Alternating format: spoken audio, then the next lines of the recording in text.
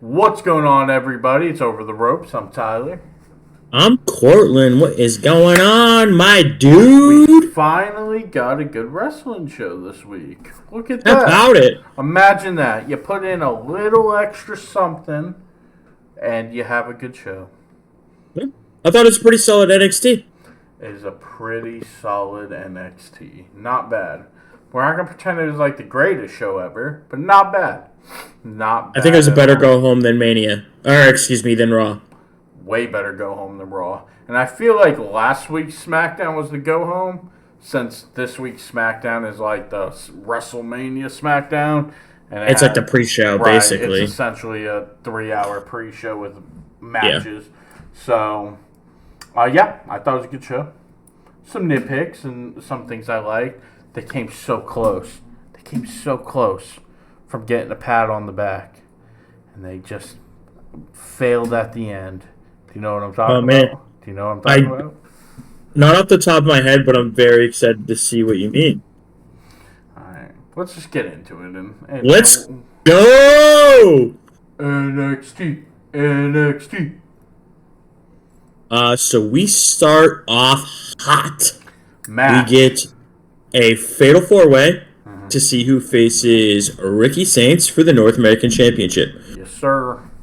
It's Wesley, former North American champion, versus Ethan Page, former NXT champion, versus Lexus King, current Heritage Cup champion, versus Eddie Thorpe, who hasn't won squat.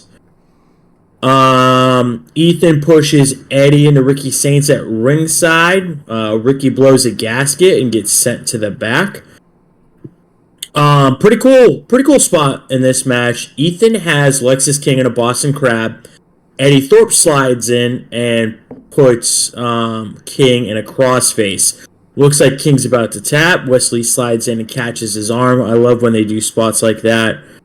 A little later in the match, Ethan Page has Lexus King up for the electric chair drop. He grabs Eddie Thorpe for a DDT, so he's kind of got both of them, which is a super neat spot. Yep. Wesley hits a whisper in the wind type move.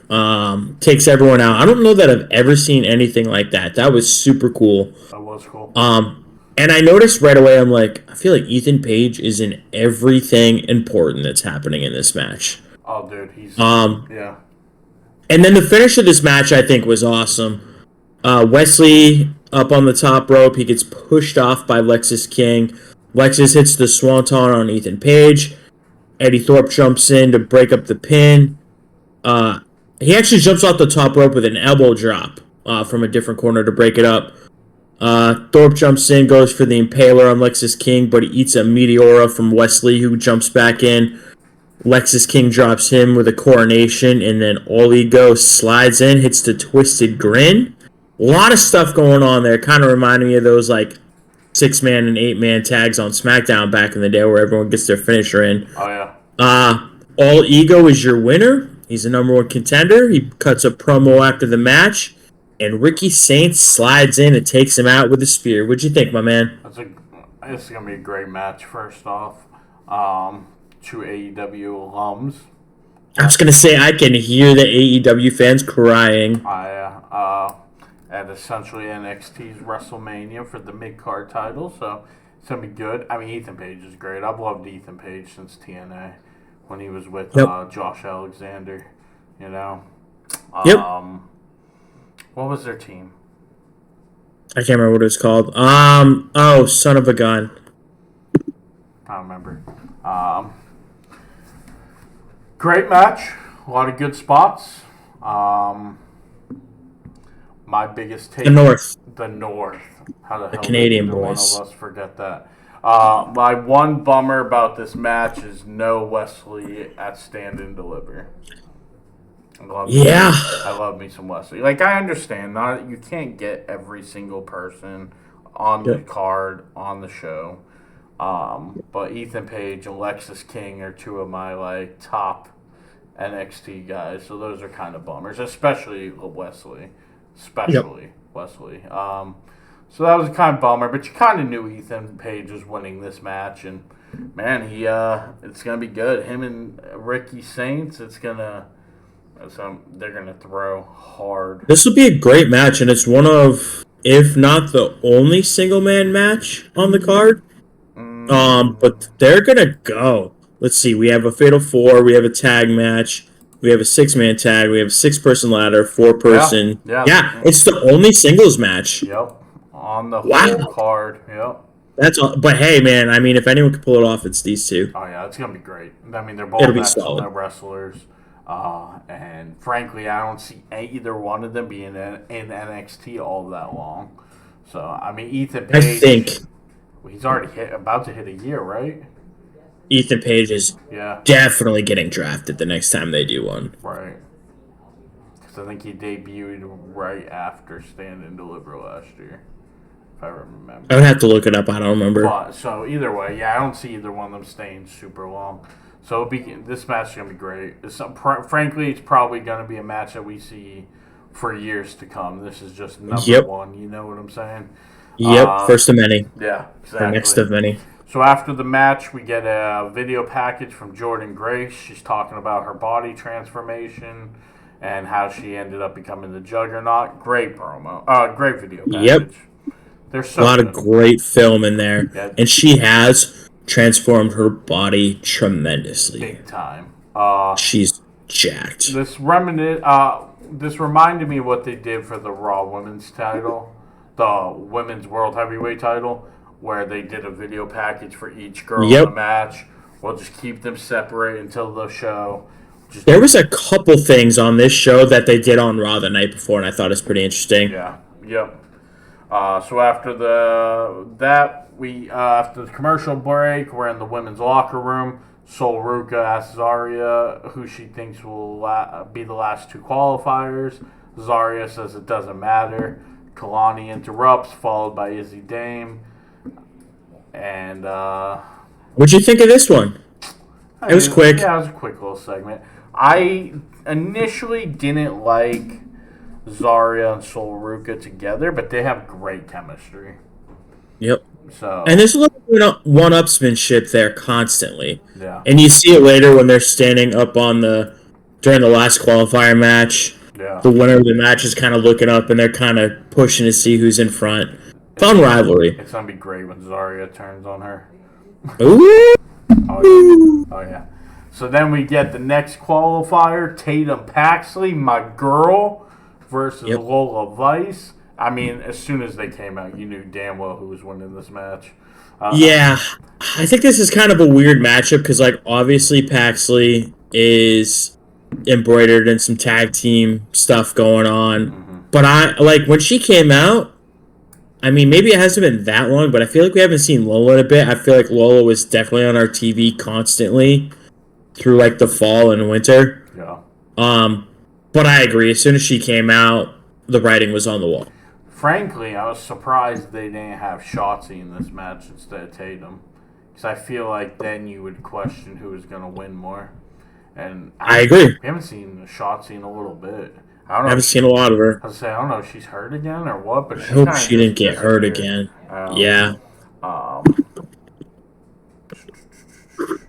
So the match was good. I mean, they're both solid enough. Tatum went for a finisher. Lola rolled her up instead. Tatum springboards off the second rope and eats a super kick. And then the spinning back fist for the win. Lola advances. One more spot left. Who shall it be? We will find out later on in the night. We will. But yeah, so it was a good match. Quick. It moved pretty quick. I was going to say, it wasn't that long, but it was solid. But it was a fine finish. Yeah. After this, we get the second video package from our NXT Women's Championship contenders. This one is for Julia. Yeah. She says that she watched Victoria become a double champ, and she was waiting for a rematch for her title. But she says friendships can only go so far when it comes to the championship. She says Jada Parker loves to dish out punishment but can't take it. And she says Jordynne Grace is very strong, but Saturday she's going to get introduced to strong style. After this, we see Ava out back. Man, Ava was busy in this show. Oh yeah, sure. So it's kind of a callback to last week when they were in the women's locker room. Everyone was seated out back. We get Lash and Jakara, we got Fatal Influence, and then Gigi and Tatum roll up. And Gigi's like, so, about that other opportunity you mentioned last week. And Ava says that at Stand and Deliver, we're going to get a triple threat tag team match. She talked to Adam Pearce and Nick Aldis, and the winner gets a tag team title match. I think she said next Tuesday on NXT. Yeah. Roxanne walks up complaining that the woman who made this division isn't on Stand and Deliver. And man, Ava cracked me up on this show. She's like, yeah, great job on Friday, but clearly it's not enough because you're still here bothering me. Yep. Ava says that if Roxanne can find a tag team partner, she will alter the match and make it a fatal 4-way. And we will get to this later. And this was the spot I was talking about. You remember us talking about last week? All they had to do was say the winner would be added to the WrestleMania match, and I would have gave them so much props. I guess next week's fine, but I would much prefer them getting adding it to the Mania. At Mania. Get spotlight for, who I think is probably pretty obvious who's winning this. Yeah. So. And you know what's interesting is I feel like NXT is pretty adamant about the 5-match card, whereas WWE just lost a spot. I mean, I know it doesn't add another match, but it adds a little more to a match. Mm-hmm. But it also gives you a big reason to tune into NXT. Yeah. So. Now, but, I mean, you did a pretty good job calling this. We'll get to the predictions later. But does this change your perspective on who's going to win the tag title match? Oof. It probably should, but I made the same selection. I will be honest and say that's one of the harder matches to pick for me. The WrestleMania tag match? Yeah. Or the NXT one? No, the WrestleMania one. I mean, it's not as big of a deal as some of the other matches, but I'm like, man, this really could go either way. And I see arguments for both of them, so... I'm leaning pretty harder on one, so... Are you? We'll see when we get there, yeah. But there's definitely some matches. Man, it took me a while today. I spent hours on this today. Yeah. Back and forth. Good. You plan, and you try all you want. I'm just going to do it. I'm not... See, what happened at Elimination Chamber was I took too much time to think about it and to try to figure it out. Nah, off the noggin. I don't even have the card laid out. I don't give a shit. Match out, I'll tell you who's winning. That's how you do it right there. All right. So now we get to the number one contender gauntlet match for the tag team championships. To start the match, Hank and Tank versus Tyson and Tyreek. Boy, was I rooting for Tyson and Tyreek. But I bet you were. They start the match off hot. Hank and Tank catch fire. Hit the meet in the middle. Hit the cannon power slam.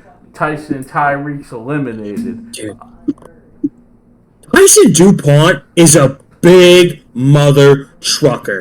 That dude is fucking huge. Yeah, some beefy boys. Yeah. And then out came Nico and Brooks. And boy, was I rooting for Hank and Tank real quick. Hank was fighting his ass off, man. Hank had an awesome match. Yeah, he did. He really did. Birch Jensen distracts the ref, who misses the Hank and Tank tag. They take advantage with the tag team power slam, but Hank kicks out of 2. They have a really great back and forth. This was really good. Yeah, Tank springboards off the middle rope, but Jensen hits a spinning heel kick, which I was shocked. He looked like your boy Tyler Breeze. Hey, don't ever compare Tyler Breeze to him. How dare you? Vance has Tank up for the electric chair, but Brooks hits a move from the top rope. Tank reverses in midair. Hank holds on to Vance's ankles to get the pin. The culling is eliminated. Next, no quarter catch crew. I was all no quarter catch crew here. Miles Bourne, the son of Randy Orton. I mean, they do. They're so much. God. And he wrestles just like him, too. It's not even the appearance. It's like his mannerisms. The fucking drop kick? Yeah. That's when I wrote that note. When he hit the drop kick, I was just like, I don't give a fuck what anyone says. And if you are not following him on Twitter, A+. You need Twitter. A+ Twitter. When I saw that tweet that said Randy hears voices in his head and I don't hear at all, I lost it. Lost it. That was the greatest tweet I've ever seen. Oh my God. Yep. Are you kidding me?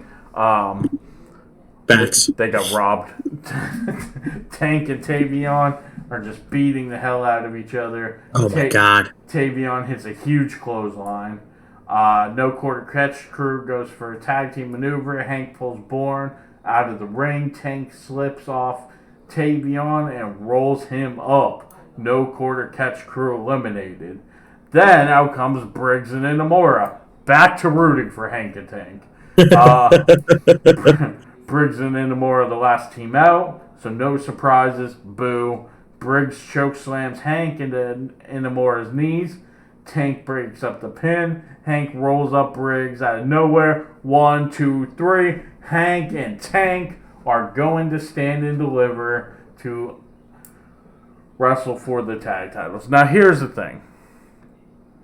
We all know how I feel about Hank and Tank. But this was the right choice. Ish. It was the right choice of winner. Out of who's in there. But they should not have started that match. I had a thought about that. They should have ended it because they've been on this big losing streak and now all of a sudden they beat all these teams. No. They should have gotten a lucky-ass win at the end, and now they're number one contenders because I feel like that goes with their story more than all of a sudden magically. You think so? Magically being able to beat all these tag teams they've been losing to every week. Yes. I think the story was more about not listening to everyone and finally just doing their own thing. Yes, that was the story, but I got a hand motion for it. I don't know if we'll get in trouble on YouTube. I like the idea. Who did you think looked the... Sorry, go ahead. No, I was just going to say, I like the idea of the, last minute win, last team out there kind of thing. What did I think about what? The only thing I didn't love about them coming out first, and we just hit on this, that same exact thing just happened on Raw. So that's twice that something happened on Raw, and it happened on this show. I liked it more from Hank and Tank, though, and I wish Bayley and Lyra would have come out later. SmackDown. Oh, what's this Smack? That's my bad. You're right. But you know what I mean. This just happened. Yeah, just happened. Yeah. Out of the 10 guys, I think, right, that were in this, who do you think looked the best? Because I feel like I have two top guys that I think looked the best in this whole match. Well, here's the thing. I am pretty biased towards both Miles Bourne and Tavion Heights. So they're always going to be my answer because I think they're both incredible. Yep. I think Tavion Heights looked fucking awesome. That was one of the answers I was looking for. Yeah. Tavion Heights looked great. And he's looked great since he got back from Japan. Oh, yeah. He was locked in. His intensity, his athleticism. But I was also very impressed with Tank in this match. Tank definitely carried the load in this one. Tank looked great. Yeah, both Tank versus Tavion is all I want. Yeah, both Hank and Tank did really good. They weren't embarrassing, so. It was just fun. I had a lot of fun watching it because I knew you were just stewing. This was conflicting, though, because there was a couple teams where I was like, I'd prefer Hank and Tank. I'd prefer Hank and Tank over the Calling. I prefer them over Briggs and Inamura. So it was like, is there better teams? Yes. But there's definitely worse teams, Calling. So. So after this, we got a video package from Jada, but before that, we get like a little spot in Ava's office with, as I think it's Callie Armstrong. But so a little background. I went to college for television journalism, and I know we all make mistakes, but it's changed how I watch TV ever since I went to school for this.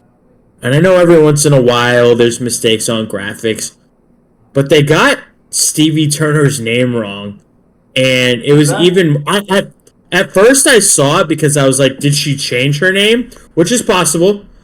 But then Kaylee literally said her old name. So either they changed her name and didn't clue her in, or they got the graphic wrong. But it said Sophie and not Stevie. And I just cringed. I don't even know what she said because I was so focused on the graphic. Yeah. And they had another real big mistake later in this later in this show that drove me fucking crazy. And if I'm gonna shit on AAW about it, I gotta shit on WWE for it. But they really fucking dropped the ball at the end of this show. Do it. But before we get there, it's time for Jada's video package. Yep.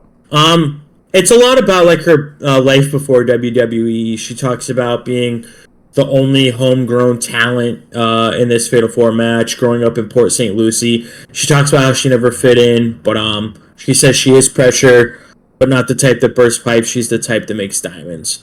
She talks about how life has hardened her, including the loss of her uncle, who is her best friend. And she also talks about how she was a soccer player. Her dad was a coach, and she's just grown up in locker rooms her whole life. After this, the camera cuts to the parking lot, and this was shot a lot different. It kind of gave me the like Undertaker, AJ Styles vibes with the camera that we started to see a couple years ago. And it's the family. They show up in the parking lot like they said they were gonna. Riz, right away, she's like, "Where's Tony?" Stax is like, "He's not coming." He's like, "It's my call." Luca's like, "Did Tony sign off on this?" And Stax is like, "I don't need to justify my actions. I'm the underboss, and it's my call." And we get a brawl with Darkseid and the family. Luca and Stax end up inside with Sugars and Lennox. I cannot remember his name, but the big boy from Darkseid. Yeah. The really, really big guy. Yeah. Comes in with the crowbar. He gets it stuck in the wall. Stax and Luca spear him through the wall. Sugars gets control back with the fire extinguisher. Security attempts multiple times to break this up. Both teams just beat the shit out of him. Luca gets double choke slammed onto the hood of a car with Massachusetts plates. Represent. I thought that was funny. Yeah. Mass plates in Florida. And then a car, speaking of cars, a car approaches quickly.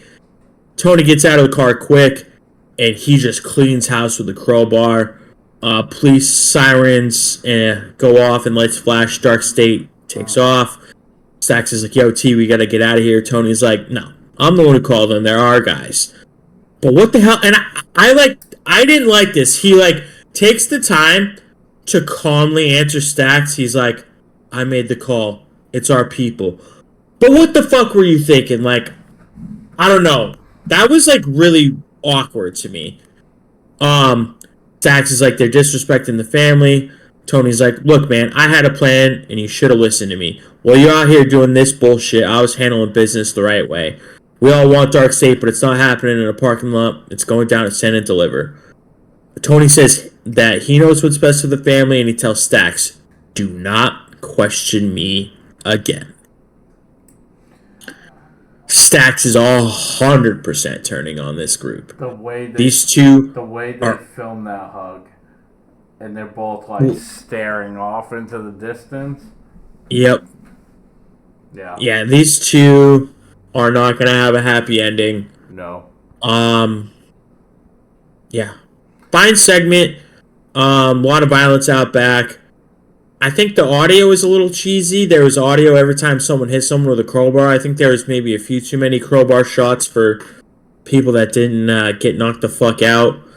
But it's always cool to see someone go through a wall. It took me back to WrestleMania. Is it 18 or 19?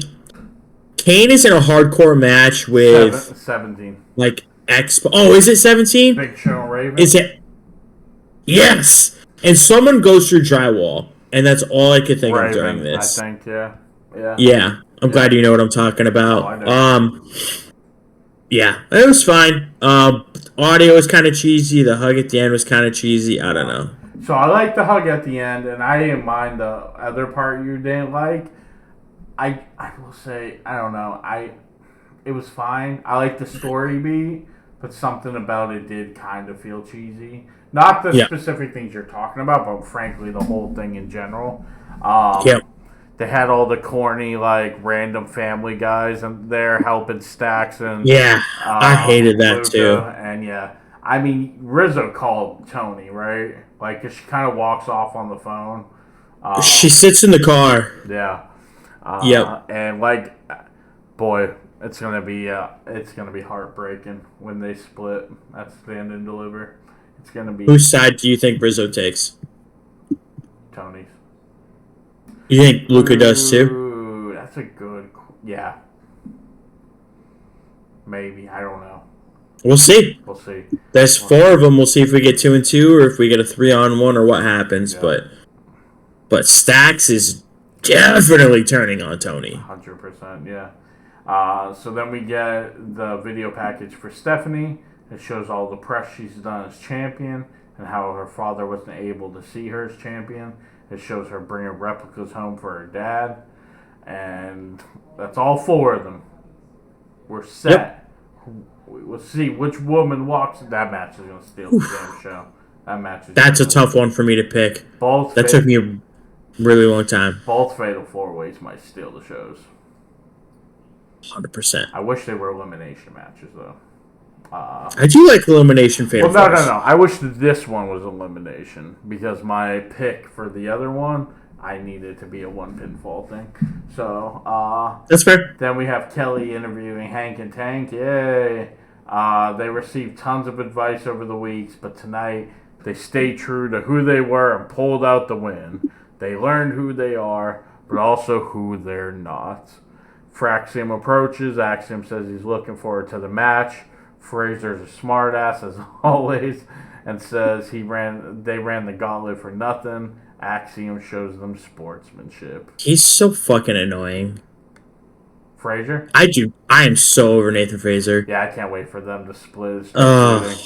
Please. There's a lot of these. Like, I can't wait for them to split. Like, Theory and Waller, Fraxium. Like, there's a couple. So then we're back in Ava's office. Roxanne's complaining that even Hank and Tank have a match. You know what? Rightful complaint. Frankly, Wesley and Alexis King should have been in there doing the same thing. Ava asks her if she found a partner. Roxanne says she's a prodigy. She's her own tag partner. Ava says Ava says one of her is plenty. Yeah, Ava that was so funny. All night. Ava asks how bad Roxanne wants this. Roxanne says pretty bad. And then Cora Jade approaches, says that's interesting, bad enough to say I'm sorry. And I mean, you knew it was going to be Cora and Roxanne. Yep. Now listen, I'm staying with my take. Have them win the titles. Have them come up to the main roster as tag team champions, and then we'll run them as the tag team for a while. Have them like legitimize those tag teams before they go off onto their own. So. Yep. No, it's a great call, and it's coming to fruition. Hopefully. I love that I get this next part because this is what I was most mad about during the show. Carmen Petrovic comes to the ring, and they put up a lower third graphic that tells you who she's fighting. Yeah. Which I feel like was supposed to be a surprise. Yeah, big mess. And I just fucking pulled my hair out. So they go to commercial, they come back, they don't show what happens, but they're just like Roxanne and Cora are in the match. So I hate that they didn't show that, but whatever. But they announce all the matches for Stand and Deliver, and they say they've been added. So now it's a Fatal 4 for the number 1 contenders. Yep. And then we see Andre Chase out back with Cale Dixon and Uriah Connors. And it's kind of the same old shit we've been seeing. Chase says he appreciates everything they've done for him the last couple months, but he's scared. He doesn't want to ruin their lives like he did for everyone else. And we hear a voice say, "You didn't ruin mine." And wouldn't it be pretty fucking cool if we didn't know who said it? Yes, it would. Wouldn't it be cool if 5 minutes ago they didn't put on the lower third that Thea fucking Hale was like, why? It's so easy to not fuck that up. God, that fucking pissed me off. So she shows up. She's like, "Yep, you got my blessings." Connor's like, "Oh, are you back in?" She's like, "No, but I'm a proud alumni." So we get Thea Hale in the final qualifier match, and I didn't put this in the notes, but like they talk about who's going to be the last person to qualify. There's like Ava, Robert Stone, and Sophie Stevie Turner, whatever the fuck her name is this week. Mm-hmm. And they're like, "Oh, who's the last qualifier?" And she's like, "That's going to be a surprise." She literally said it! Like, what are we doing here? Production manager Cortland over here. Fuck. So, Petrovic starts off with an array of kicks and strikes, but Thea kind of does her, like, peppy, high-energy offense. She Ultimate Warriors all the ropes, which I thought was awesome. Oh, yeah. And an awesome finisher. I don't know that I've ever seen anyone hit the suplex that she hit, but she had, like, she rolled into, like, a butterfly suplex, but partway up, she twisted it, and then transitioned right into a Kimura lock, and Petrovic tapped. So Thea Hale is the 6th and final qualifier for the North American Women's Championship. Love it. Not who I was expecting, and love it. Exactly. Wouldn't it have been cool if you didn't read it before it happened? Yes, would have. Yes, sir. Yes, sir, would have. We apologize. We'll fire whoever did it. It won't happen again. Ooh. As you should. Somebody's losing their damn job. Yeah, somebody's gonna get their ass kicked. Here's the thing: am I the biggest Thea Hale fan? But it was a cool surprise. It's a cool add to that match. It has a feel of like Zack Ryder at WrestleMania in the ladder match for the IC title, sort of feel to it. You know what I'm saying? Yep. So I liked it. I like Petrovic too. I forget what's his name out there with her. She was out there alone, right? Ashante the Adonis did come out with her. Did he come out with her? Okay. Yep. Yeah. Ashante. So then we get the final face-off between Trick Willie, Oba Femi, and Javon Evans. Trick comes to the ring first. He says he's been thinking a lot about who he is. Javon called him Carmelo Hayes a few weeks ago. Trick says, "You die a hero or you live long enough to become the villain." But Trick Willie's still alive, baby. Heavy is the head that holds the crown. But Saturday, Trick is coming back for the crown. For Javon, that means better luck next year. And then Oba Femi comes out to the ring. He says it's funny, Trick still thinks he's the man around here, but he's just a broken record. He's only one still whooping that Trick. The spotlight's moving on and suggests that Trick does the same. Trick asks if Oba's braids are too tight, because they're still chanting "whoop that Trick." Oba still calls himself the ruler, but it takes more than a few Black Panther chants to be the man around here. I think that's what he said. I was not positive. If he didn't, I tried to use the closed captioning too. If he didn't, Cortland wrote the notes.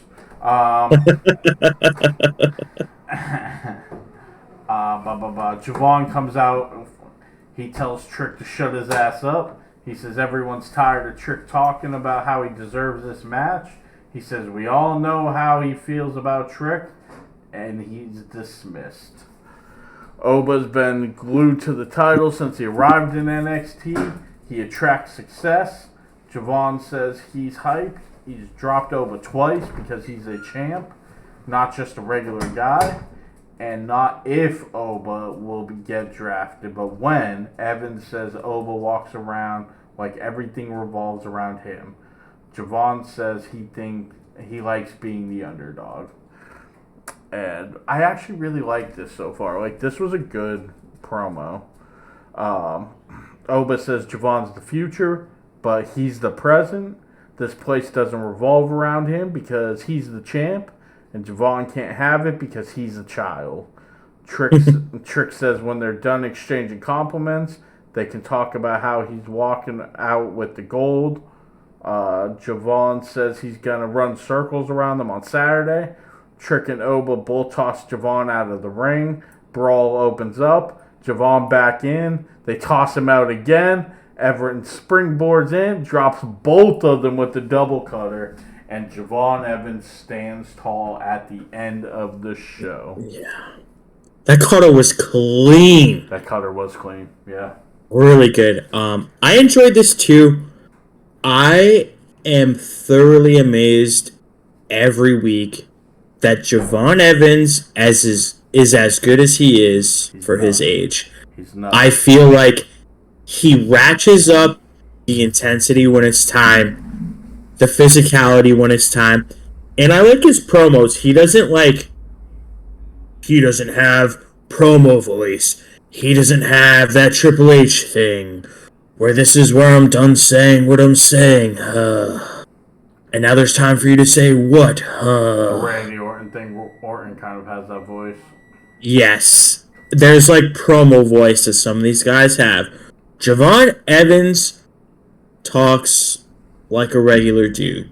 He talks how I feel like he probably talks to his friends. Yeah. And I can appreciate that. I feel like Javon Evans is leaps and bounds ahead of everyone his age. And it's unreal to me. Yeah. Yeah, for sure. And I'm pumped that he stood tall. Because I don't think he's winning the match. But good for him to at least get his shine. And you know what? He's not going to win it. But he's going to be the most entertaining part of the match. That match is going to be great. Your boy bouncy. Your boy is bouncy. Trick Willie gonna be tricking. Oba gonna be ruling. It's gonna be a hell of a match. And I can't wait to see what the predictions say. I agree with yeah, man. it was a solid show. It was a solid show. They added some more stuff to Stand and Deliver. They didn't just do a bunch of recap or hype videos. It's fine with them doing the video packages for the women. Keep them apart at this point. Just let them all collide on Saturday. And yeah, man, it was a solid show. Solid show all the way around. Yep. I agree 100%.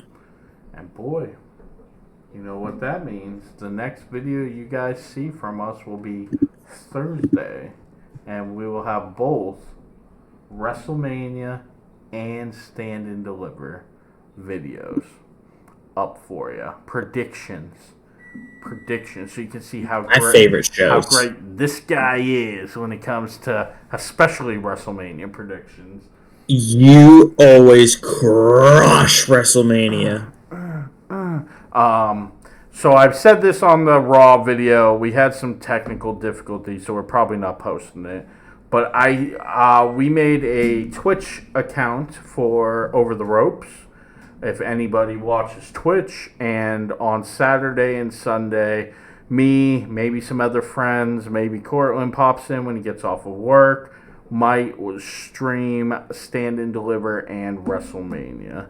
So you can peek on there. See if we're on, see if we're streaming and recording, and if so, you can come and enjoy the show with everyone who will be watching. Yeah. And until then, we will see you guys for the predictions, and then we will see you guys Saturday morning for the SmackDown review. Till then, enjoy all your wrestling, and we will talk to everybody later. Peace.